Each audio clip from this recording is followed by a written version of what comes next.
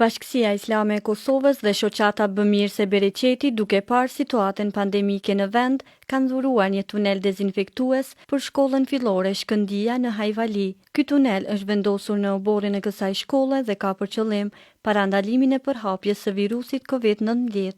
Drejtori i shoqatës Bereqeti ka falendëruar donatorët, duke theksuar se kjo gjë ishte e mirëpritur dhe e nevojshme. Për shkak të situatës që krijuam, të cilën jemi duke përjetuar këto ditë në vendin tonë dhe mbar globin, shoqata humanitare mori iniciativen që sot në shkollën fillore Shkëndia, këtu në Hajvali, të vendosim tunelin dezinfektues.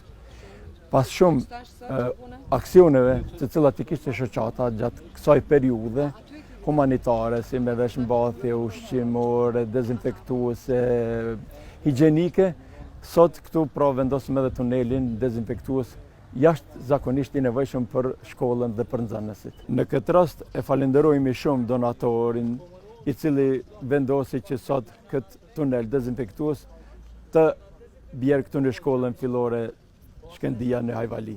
Faleminderit shumë. Allah e shpërblef me të mirat e tina. E drejtoresha e kësaj shkolle shprehet mirënjohëse dhe falendëruese ndaj Bashkisë Islame të Kosovës dhe shoqatës Bëmirse Bereqeti. Pritja e këtij tunelit dezinfektues ka qenë një pritje e jashtëzakonshme, sepse ka qenë mas e domosdoshme tani më siç dihet edhe situata me të cilën jemi duke u ballafaquar gjithë bota, veçanti edhe ne. Ishte një pritje shumë e mirë edhe ishte domosdoshme sepse kemi pas frekuentim edhe të nxënësve, por kemi edhe frekuentim të mësimdhënësve të cilët kanë disa obligime të tyre të përfundojmë tani në fund vet.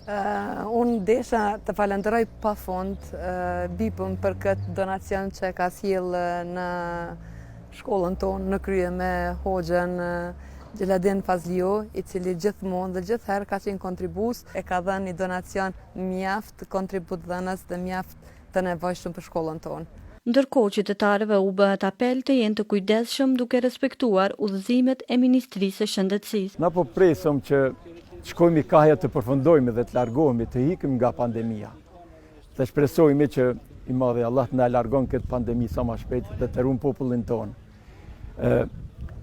Këshilla, sugjerimet tona janë, sikurse edhe ajo e Ministrisë së Shëndetësisë, që populli, fëmijët, rinia, nxënësit, familjarët, të gjithë të kemi kujdesin e shtuar, kujdesin e veçantë, të ruajmë distancën, pastërtia të jetë në nivel, mos të bëhen në vende nevoje pa nevojë, sepse ende nuk është larguar virusi.